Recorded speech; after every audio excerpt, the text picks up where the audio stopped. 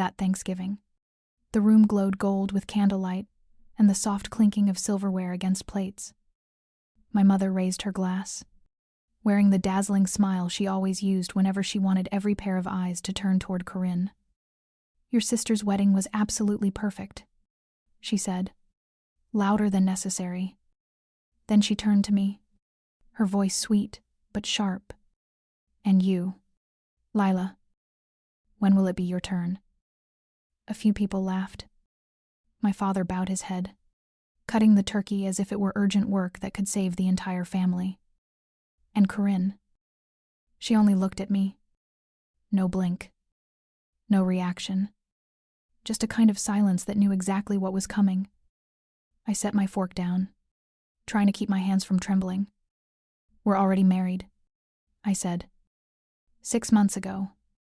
I let that last sentence fall onto the table like a cold shard of glass. The family received the invitations. The air changed color.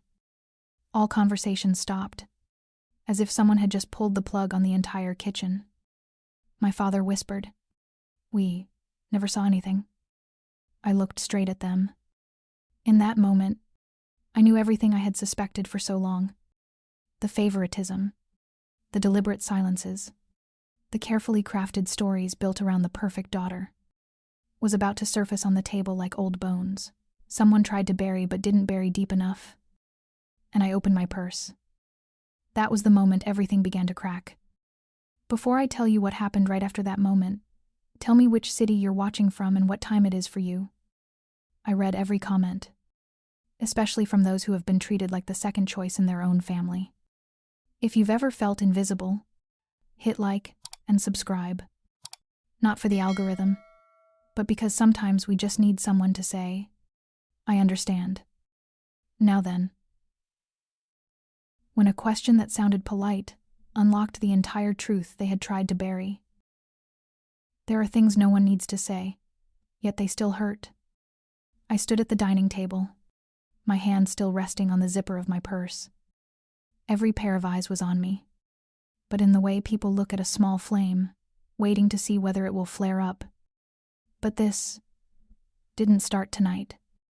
It began in the years when I was little, running around under the wooden porch of Beaumont Plantation, where my mother always adjusted Corinne's dress, while I was told, "Give your sister some room.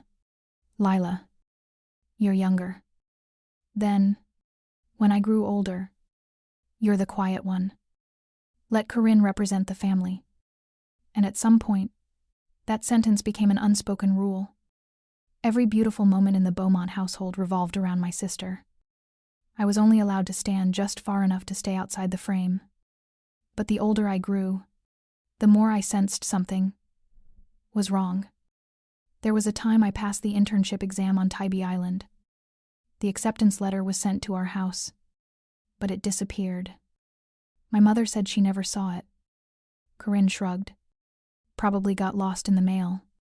You know how Charleston is." Another time, the birthday card I sent my father stayed untouched in Corinne's drawer. No one explained anything. A few small things repeated long enough will form a pattern. And I began to realize everything that entered this house passed through Corinne's hands first. And if someone wanted to hide something... After the small ceremony on Sullivan's Island, with 3 rows of white chairs, the smell of sea salt, and the silk ribbon Nathan used to tie my hair, I waited for my parents to call. A message would have been fine. An emoji would have been fine. Nothing. I opened the family group chat. My name was gone. Not removed. Just vanished. As if I had never existed. Nathan saw me standing still on the balcony. The sunset cast its light across my cheek, while I could only hear the sound of my own heart skipping. He whispered, "Lila, are you sure this was an accident?" I shook my head. Not sure. Not daring to be sure. But deep in my chest, a suspicion had begun to spark. And then something small turned all my suspicions into shape. One night, I stood in the living room of our home at Charleston Harbor. The sea breeze tapped softly against the glass. Nathan walked in, holding an envelope. "Do you remember the thank you note we sent your parents?" he asked. I nodded. He showed it to me. The back had a line written on it. Return to sender. Not opened. No fingerprint. No explanation. Just sent back. I looked at the Charleston postmark, and a familiar feeling rose up my throat. I had seen this happen before. Many times. And that was when I began to understand. It wasn't that the wedding invitation got lost. Someone decided it shouldn't be seen. There are stories you don't fully see when you're young, but once you grow up, they cast light across your whole life. From the days I ran beneath the ancient oak trees of Beaumont Plantation, my role had already been assigned. Corinne stood at the center of the frame. I stood at the edge. Every time my mother called the neighbor photographer over for holiday family pictures, she always fixed Corinne's hair first, straightened Corinne's dress first, and then told me, "Step back a bit. Lila, let your sister stand out." When I was little, I thought that was a natural rule.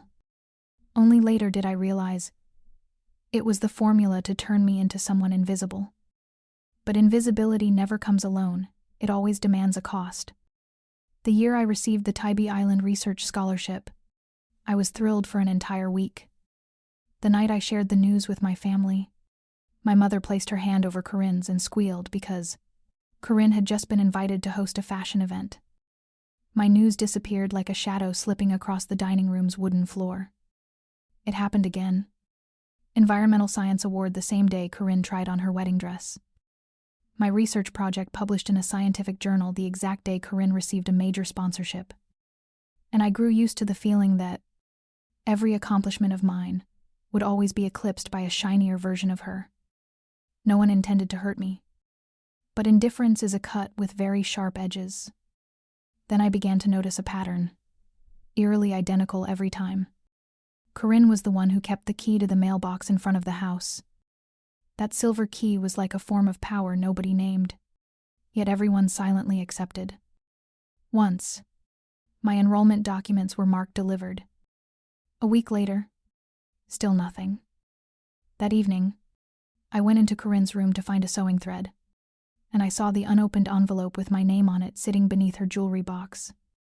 I froze in the middle of her thick perfume, the scent that clung to every decision in this family. Forgot. That's what she said. Just one word. But one word is capable of changing the course of someone's entire life. From then on, I started keeping notes. My letters arrived late. Messages accidentally deleted. Important notifications disappeared. All with one thing in common.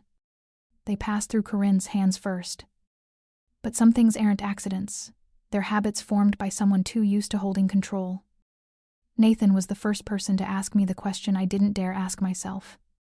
"Lila, are you sure your sister isn't doing something? On purpose?" I looked down at the glass of water in my hand. Nathan. She just likes being the one who organizes everything. But my heart tightened in a way that felt painfully familiar. Just like when my mother said, "Corinne represents the family. Lila, you're better suited for work behind the scenes." Or the times my father stayed silent, the kind of silence that tells you their expectations were never meant for you. On the wedding day at Sullivan's Island, looking at the 3 rows of white chairs and the gentle ocean breeze, I tried to believe my family was simply busy. But that emptiness wasn't new. It was the continuation of a lifetime. And when the thank you card we sent was returned to us, I could no longer lie to myself. Nathan said, "It's time to look closely at everything. Lila." He opened his laptop. I watched the screen light up in the dim room that smelled faintly of sea salt. And in that moment, I knew that whatever we were about to find would no longer be suspicion. It would be evidence.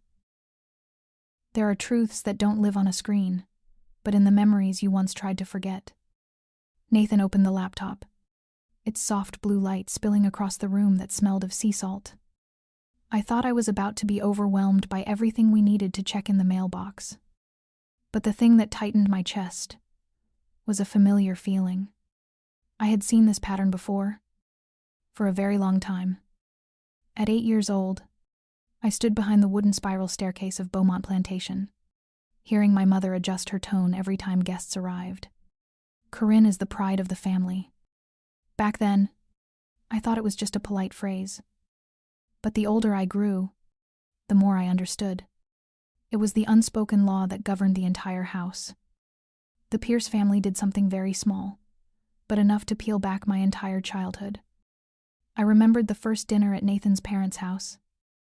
His mother added an extra slice of pecan pie for me, the dessert I loved but had never mentioned. His father pulled out a chair and asked about my work, as if it truly deserved to be heard. Not overly warm. Not theatrical. Just simple gestures, but they made my nose sting. At Beaumont Plantation, silence was the main theme of every meal. Everyone knew their place. Mine was always at the edge of the frame. I used to think that was just family personality. But the Pierces showed me, what you're used to isn't always what's right. I wasn't quiet because I was strong. I was quiet because I had grown used to living with artificial peace. I looked back at the years behind me and wondered, why didn't I fight back? The answer came faster than I wanted to admit. I had learned to live without offending anyone, not standing in the center of the picture, not mentioning achievements, not asking for presents or congratulations, not hoping they would choose me, even once. I wasn't hurt by one big event. I was hurt by hundreds of small cuts. Every time my father stayed silent, every time my mother said, "You understand," and every time Corinne took the spotlight with that familiar, effortless ease. While Nathan checked the email logs, I opened an old album inside my suitcase. The pages had yellowed with time. A photo with a missing corner, exactly where I had been standing. I touched the cold, dry cut. It was as sharp as all the times I had been removed from the story everyone continued to tell about the perfect family. The wedding invitation stamped "Return to Sender" was right there. No explanation. No note. Just a silent truth. Someone had decided that my wedding day wasn't worth showing up for. Nathan stepped closer, placing his hand on my shoulder. Gentle. Warm. Never pushing. "Are you ready?" he asked. I took a long breath. I nodded. Not just to find the answers inside the laptop, but to face an entire lifetime of being placed at the margins. And that confrontation begins in the next part. Sometimes the truth doesn't crash into you. It leaks through the smallest traces. Nathan turned the laptop toward me, the pale blue screen slicing through the quiet room. "Look closely at this." The activity log appeared. Access from Beaumont Plantation at 2:16:07 M. Opened my notification, then deleted it. I heard my own heartbeat thudding, one beat at a time. Not because I was shocked, but because this felt like a memory of walking back through a door on its own. Why would they do that at that hour? I asked. Nathan replied, his voice soft but firm. Usually, when someone doesn't want to be caught. And the memories I had once forced myself to swallow began to surface. Immediately, all the old lost incidents returned. The year I received a conference invitation. The postal service marked it delivered. A week passed. Nothing showed up. Corinne simply said, "I didn't see it. They probably sent it wrong." A simple sentence. But her eyes that day weren't simple at all. They looked like the eyes of someone who had seen the envelope and hid it. Then there was the sponsorship letter returned, and the Tybee enrollment packet arriving so late I thought they forgot my name. I used to think it was the chaos of the postal system, but as I stared at that activity log, every piece suddenly locked into place. Yet the thing that chilled me the most was right outside my own front door. That morning, as I walked along the brick path of my home, I saw a thick envelope in the mailbox. A bold red stamp. Return to sender. I recognized my handwriting instantly. It was the wedding invitation I had sent to Beaumont Plantation 6 months ago. The paper inside was slightly wrinkled, the sealed edge showing a faint split, as if someone had opened it and then closed it carelessly.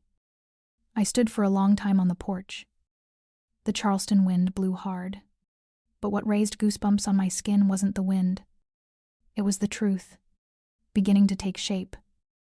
In the study, the family album was still open. A photo, where I had stood next to Corinne, was missing from the page.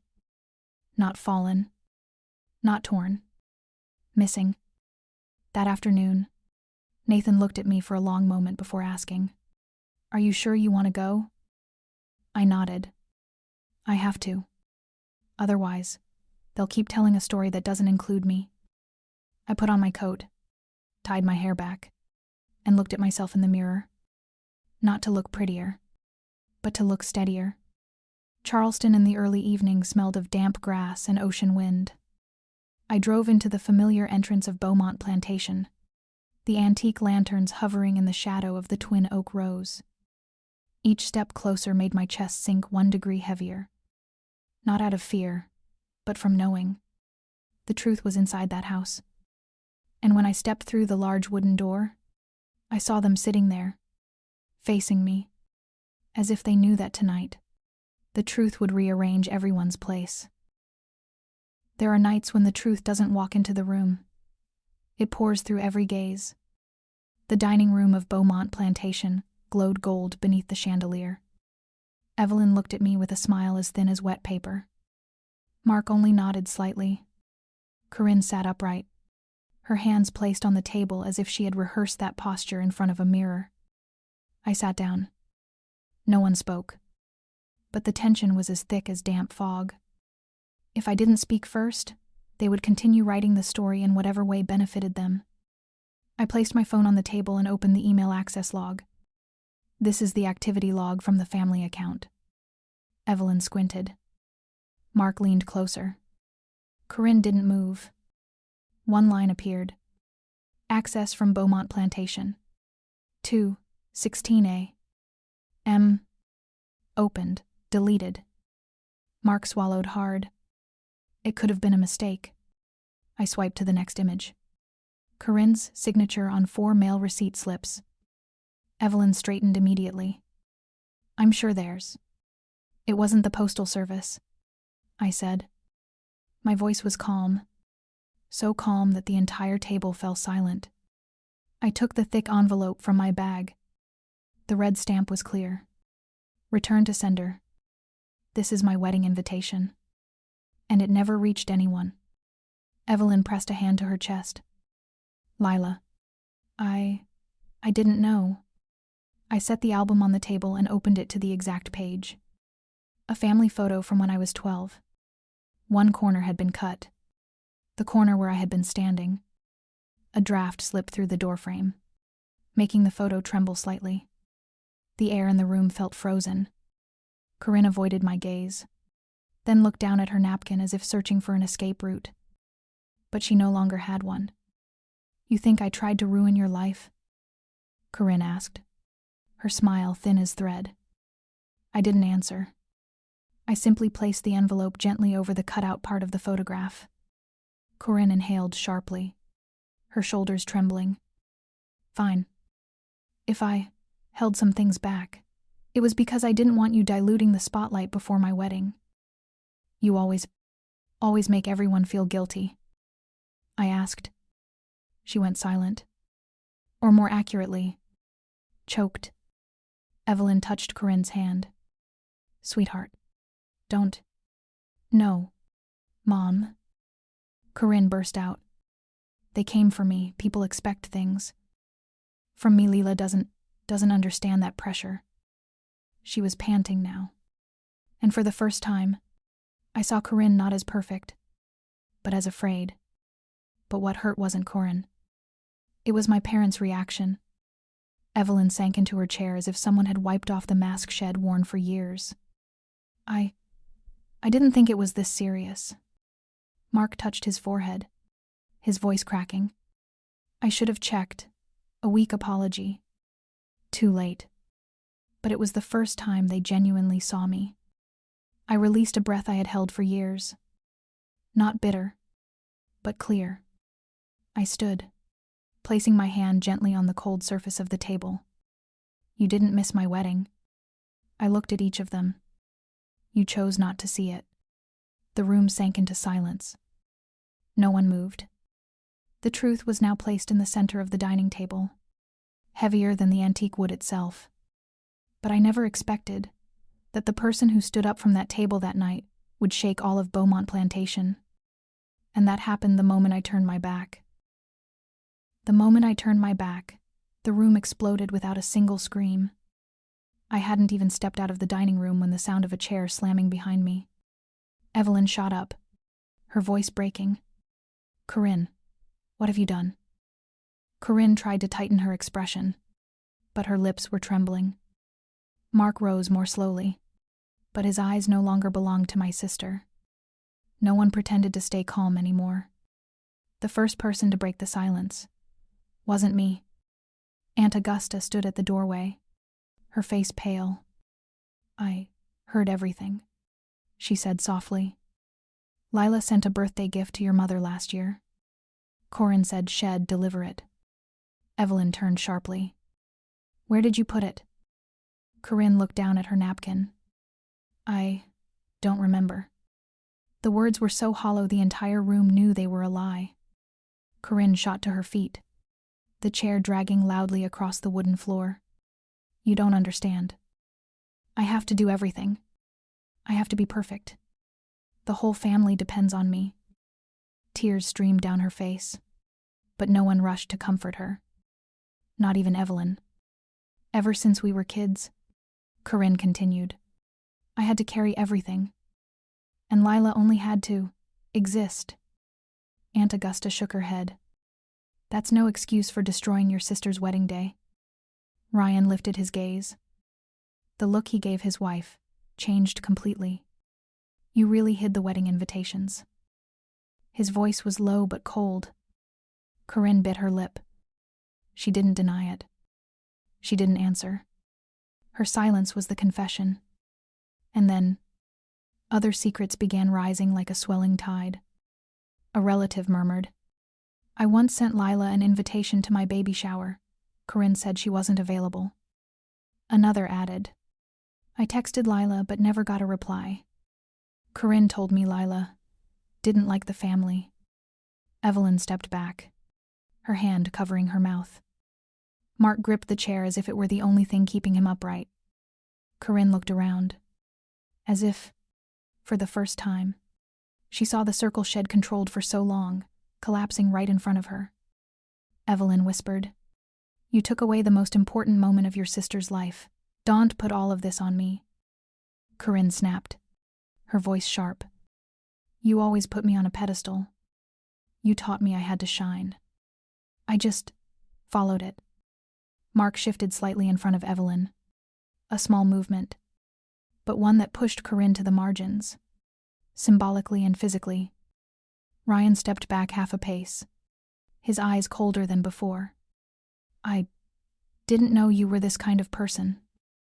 Corinne turned away, unable to look at anyone. And right then, the front door swung open. The person who walked in made the entire room fall silent, because no one expected the final witness to be that person. The person who stepped into the dining room that night was not a member of the Beaumont family. Helen Pierce stood at the doorway, her coat damp with Charleston drizzle. She took a few seconds to take everything in. The tense faces, the sharp breaths, the silverware still trembling on the table. Then her eyes landed on me. Are you all right? Lila. Just 4 words, but the whole room froze. Evelyn blinked in bewilderment. Corinne lowered her head. Mark's hands fumbled together.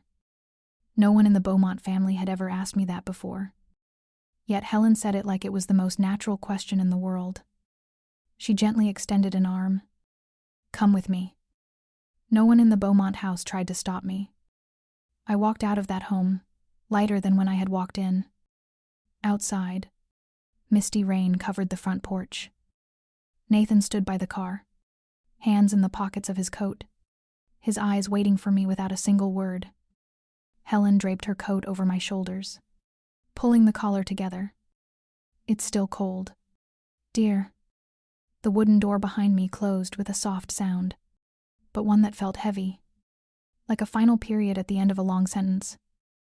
Not anger. Clarity. Nathan opened the car door, resting his hand on mine for just one beat. No questions. No pressure. Just presence.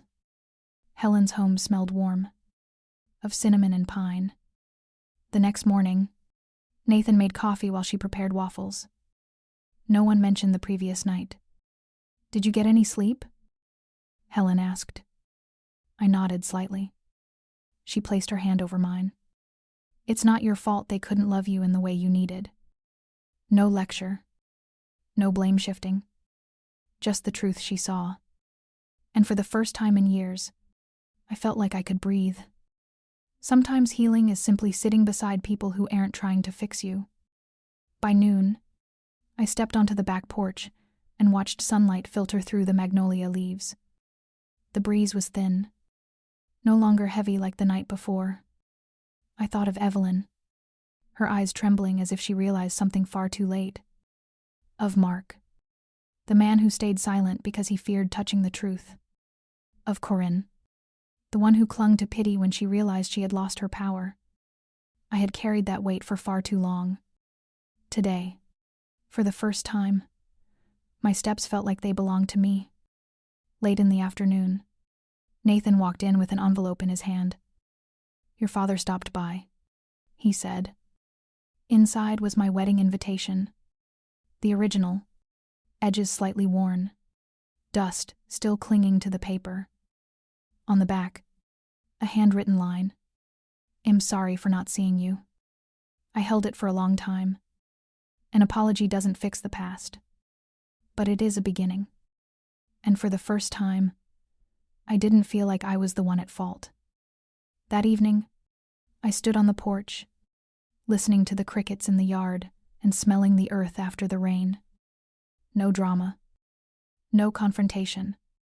Just one simple truth. Family is not the people we are forced to endure. Family are the people who make us feel safe when we come home. And in the end, I had finally come home to the right place. As evening settled over Charleston, I stood on Helen's porch, watching the sky turn a deep orange, listening to the crickets echoing across the yard, and smelling the scent of earth after rain threading through the wooden slats. A part of me still hurt, but another part knew I had stepped out of something I once thought I could never escape. There are truths not meant for confrontation, but meant to remind us. Not everyone deserves the best version of who we are. It took me many years to understand something so simple. Family is not the place where you shrink yourself just to fit their mold. Family is the place where you are seen, even in your messiest, tiredest, quietest form. If you have ever loved a family that didn't know how to love you back, if you have ever walked away because staying hurt too much, I hope you know you are not alone. Share your story in the comments. I read every line, and I believe you will find someone here who understands you. If this story touched you in any way, please like and subscribe so I can tell you more meaningful and beautiful stories about life. And if no one chooses you first, choose yourself. That is always where peace begins.